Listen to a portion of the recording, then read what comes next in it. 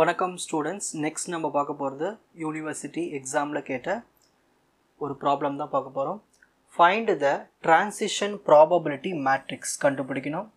அது மட்டும் இல்லாமல் லிமிட்டிங் ஸ்டேட் ப்ராபபிலிட்டிஸும் கண்டுபிடிக்கணும் of the process represent by the state transition diagram. இந்த டயக்ராமுக்கு ரெண்டு விஷயங்களை கண்டுபிடிக்கணும். ஒன்று டிரான்சிஷன் ப்ராபபிலிட்டி மேட்ரிக்ஸ், இன்னொன்று லிமிட்டிங் ஸ்டேட் ப்ராபபிலிட்டி.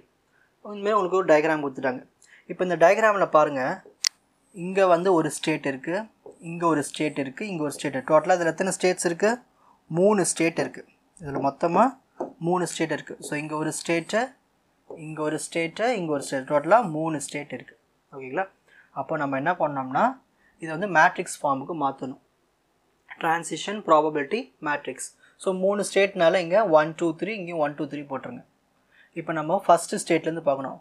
1லேருந்து 1க்கு என்ன வேல்யூ இருக்குன்னு இங்கே பாருங்கள். இதான் 1, திரும்ப 1க்கே வருது. அப்போ அதோட வேல்யூ இருக்குது 0.4.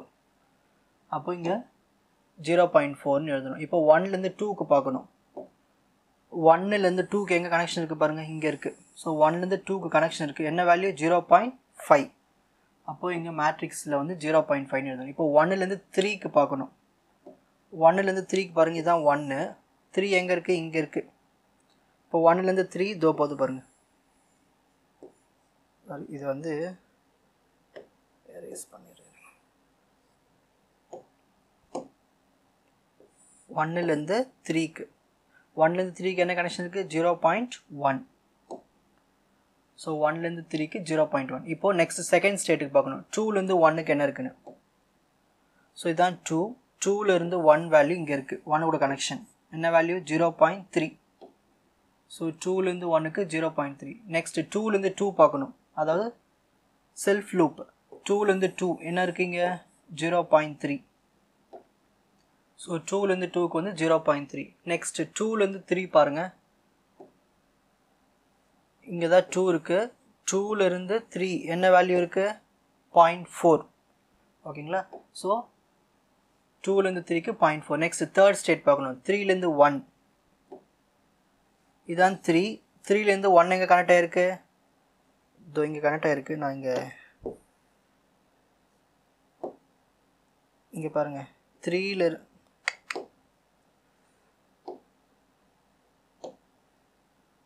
3லேருந்து 1 கனெக்ட் ஆகிருக்கு. ஓகேங்களா? ஸோ 3லேருந்து 1க்கு என்ன இருக்குது வேல்யூ? 0.3. ஸோ 3லேருந்து 1க்கு 0.3. நெக்ஸ்ட் அடுத்தது 3லேருந்து 2க்கு பார்க்கணும். 3லேருந்து 2க்கு கனெக்ஷன் தோ இருக்குது பாருங்கள், 0.2. 3லேருந்து 2க்கு வந்து 0.2. நெக்ஸ்ட் 3லேருந்து 3க்கு பார்க்கணும். 3லேருந்து திரும்பவும் 3K என்ன வேல்யூ வருது? 0.5. ஸோ இந்த மாதிரி நம்ம அந்த டிரான்சிஷன் டயக்ராம் பார்த்து இந்த மாதிரி மேட்ரிக்ஸ் ஃபார்மேட்டுக்கு மாற்றணும். சரி, இது எத்தனை cross matrix? 3x3 matrix. So 3x3 மேட்ரிக்ஸ்னால் அதுக்கு ஸ்டெடி ஸ்டேட் டிஸ்ட்ரிபியூஷன் வந்து 3 வேல்யூஸ் வரும். π இஸ் ஈக்குவல் டு π1 π2 π3. ஓகேங்களா? ஸோ இதுக்கு வந்து ஒரு ப்ராப்பர்ட்டிஸ் இருக்குது. π1 + π2 + π3 வந்து 1. இன்னொன்று πp இஸ் ஈக்குவல் டு π. இதை வந்து நம்ம வந்து பின்னால் சால்வ் பண்ணுறதுக்கு பயன்படுத்துவோம். இப்போ இதை வந்து ஈக்குவேஷன் கண்டுபிடிக்கிறதுக்கு இதை பயன்படுத்துவோம். πp is equal to π. Step 3 என்ன பண்ண போகிறோம்? πp இஸ் ஈக்குவல் டு πயை யூஸ் பண்ண போகிறோம். ஸோ πக்கு என்ன யூஸ் பண்ணோம்? π1 π2 π3. pக்கு வந்து இப்போ நம்ம கண்டுபிடிச்சோம் இல்லையா, அந்த மேட்ரிக்ஸை எடுத்து இங்கே எழுதிக்கணும். ஈக்குவல் டு அகைன் πக்கு π1 π2 π3. ஓகேங்களா? இதுக்கப்புறம் சிம்பிள் ஸ்டெப்ஸ் தான், கவனிங்க. இப்போ பாருங்கள், இந்த ஃபஸ்ட்டு ரோ எடுத்து ஃபஸ்ட்டு காலம் கூட மல்டிப்ளை பண்ணி இங்கே எழுதியிருக்கேன். π1 × 0.4 0.π1 ப்ளஸ் π2 × 0.3 0.3 π2, π3 × 0.3 0.3 π3. ஃபஸ்ட்டு ரோ எடுத்து ஃபஸ்ட்டு காலம் மல்டிப்ளை பண்ணி இங்கே எழுதுங்க. திரும்ப ஃபஸ்ட் ரோ எடுத்து செகண்ட் காலம் மல்டிப்ளை பண்ணி ஆட் பண்ணி இங்கே எழுதுங்க. திரும்ப ஃபஸ்ட்டு ரோ எடுத்து தேர்டு காலம் கூட மல்டிப்ளை பண்ணி ஆட் பண்ணி இங்கே எழுதுங்க. Which is equal to π1 π2 π3. இப்போ தான் நீங்கள் உன்னிப்பாக கவனிக்கணும். இப்போ இதில் நம்மளுக்கு 3 வேல்யூஸ் இருக்குது. ஓகேங்களா? ஸோ இதில் இருக்கிற இந்த ஃபஸ்ட்டு கரஸ்பாண்டிங் எலமெண்ட், இங்கே இருக்கிற எலமெண்ட்டும் இங்கே இருக்கிற எலமெண்ட்டும் ஈக்குவல். ஸோ இதை எடுத்து நான் இங்கே எழுதிக்கிட்டேன். இந்த π1 எடுத்து இங்கே எழுதிக்கிட்டேன். இப்போ அடுத்து என்ன பண்ணுறேன்னா, இந்த π1 வந்து இப்படி லெஃப்ட் ஹேண்ட் சைடு கொண்டு வரேன் இந்த பை ஒனுக்கு பக்கத்தில். ஸோ அந்த ப்ளஸ் பை ஒன் இந்த பக்கம் வந்துச்சுன்னா மைனஸ் பை ஒன். இங்கே 0.4 இருக்குது, இங்கே -1 இருக்குது. 0.4 -1 வரும் -0.6 பை ஒன். மிச்சத்தில் அப்படியே எடுத்து எழுதிக்கலாம். இதுதான் எனக்கு கிடைச்ச ஃபஸ்ட் ஈக்குவேஷன். நெக்ஸ்ட் இப்போ அடுத்த ஈக்குவேஷன் எப்படி எழுத போகிறோன்னா ரெண்டாவது எலமெண்ட் கரஸ்பாண்டிங் எலமெண்ட் இதுதான் செகண்ட் எலமெண்ட். இதுக்கு கரஸ்பாண்டிங்னா இருக்குது π2. ஸோ அதை ரெண்டுத்தையும் இங்கே எழுதிக்கிறேன்.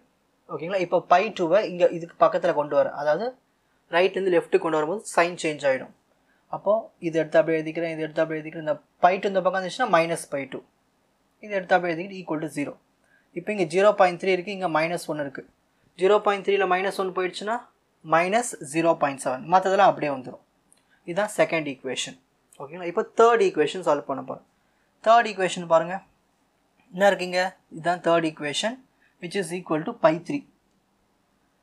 ஓகேங்களா. ஸோ தேர்ட் ஈக்குவேஷன் எழுதிக்கிறேன், இங்கே π3 எழுதிக்கிறேன். இப்போ π3 வந்து என்ன பண்ணுறேன்னா இங்கே லெஃப்ட்லேருந்து அதாவது ரைட்லேருந்து லெஃப்ட்டுக்கு கொண்டு வரேன். அப்போ இங்கே -π3 ஆகிடும். ஸோ இது ரெண்டுத்தையும் அப்படியே எடுத்து எழுதிக்கிறேன். 0.5ல் 1 போயிடுச்சுன்னா -0.5 π3 ஈக்குவல் டு 0. இதுதான் தேர்ட் ஈக்குவேஷன். ஃபோர்த் ஈக்குவேஷன் வந்து நான் ப்ராப்பர்ட்டி சொன்னேன் இல்லையா, π1 + π2 + π3 = 1. அதை ஃபோர்த் ஈக்குவேஷன் எழுதிக்கிறேன். இப்போ நீங்கள் என்ன பண்ணணும்னா சால்விங் பண்ணணும். அதாவது வேல்யூஸ் கண்டுபிடிக்கணும். அது எப்படி கண்டுபிடிக்கலாம்னா first equation, second equation, third equation, fourth equation இருக்குது. ஃபோர்த் ஈக்குவேஷன் வந்து ப்ராப்பர்ட்டி. இப்போது ஃபஸ்ட்டும் 2ம் 4ம் பயன்படுத்தி கண்டுபிடிக்கலாம் ஆன்சர். அப்படி இல்லையா 2ம் 3ம் 4 வச்சு கண்டுபிடிக்கலாம். இல்லை 1ம் 3ம் 4 வச்சு கண்டுபிடிக்கலாம். ஆனால் 4 கூட வச்சு தான் கண்டுபிடிக்கணும். ஏன்னா 3 ஈக்குவேஷனுமே ரைட் ஹேண்ட் சைடு 0 0ன்னு வரும். கேல்குலேட்டரில் போட்டால் ஆன்சர் வராது. ஓகேங்களா. அப்போது நார்மலாக போட்டாலே வராது. ஓகேங்களா. அப்போது நம்ம இந்த கண்டிஷனை பயன்படுத்திக்கிறோம் ஃபோர்த்து. ஸோ இந்த 1ம் 2ம் 4ம் first equation, second equation, fourth equation solving first second 4.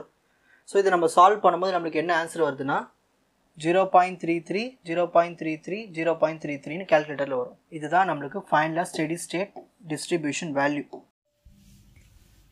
First கேல்குலேட்டரை ஆன் பண்ணிக்கோங்க. மோட் பட்டனை ப்ரெஸ் பண்ணுங்கள்.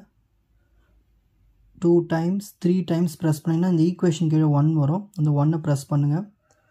நம்பர் ஆஃப் unknowns நம்மளுக்கு 3 இருக்குது. ஸோ 3 ப்ரெஸ் பண்ணுங்கள். ஸோ ஃபஸ்ட் ஈக்குவேஷனுங்கிற ஃபஸ்ட்டு வேல்யூ கோஎஃபிஷியன்ட் மட்டும் எழுதணும் -0.6 ஈக்குவல் டு ப்ரெஸ் பண்ணணும். இப்போ அடுத்த வேல்யூ 0.3, அடுத்த வேல்யூ 0.3, அடுத்த வேல்யூ 0. இப்போ second equation 0.5 equal to press பண்ணணும். -0.7 ஈக்குவல் டு ப்ரெஸ் பண்ணணும். 0.2 ஈக்குவல் டு ப்ரெஸ் பண்ணணும். 0 ஈக்குவல் டு ப்ரெஸ் பண்ணணும். நெக்ஸ்ட் 1 ப்ரெஸ் பண்ணுங்கள். இன்னொரு வாட்டி 1 ப்ரெஸ் பண்ணுங்கள். இன்னொரு வாட்டி 1 ப்ரெஸ் பண்ணுங்கள். லாஸ்ட்டில் π1 + π2 + π3 = 1 வரும். நெக்ஸ்ட்டு திரும்ப 1 ப்ரெஸ் பண்ணுங்கள். ஸோ நம்மளுக்கு ஆன்சர் x = ஃபஸ்ட்டு ஆன்சர் வந்து 0.33, ரெண்டாவது ஆன்சர் அதே தான் வரும், மூணாவது ஆன்சரும் அதே தான் வரும். உங்களுக்கு இந்த கண்டென்ட் ஈஸியாக புரிஞ்சிருக்கும்னு நினைக்கிறேன். வாட்ச் அதர் எபிசோட்ஸ் இன் த appropriate playlist. Fauji silver academy strength success directive. வணக்கம்.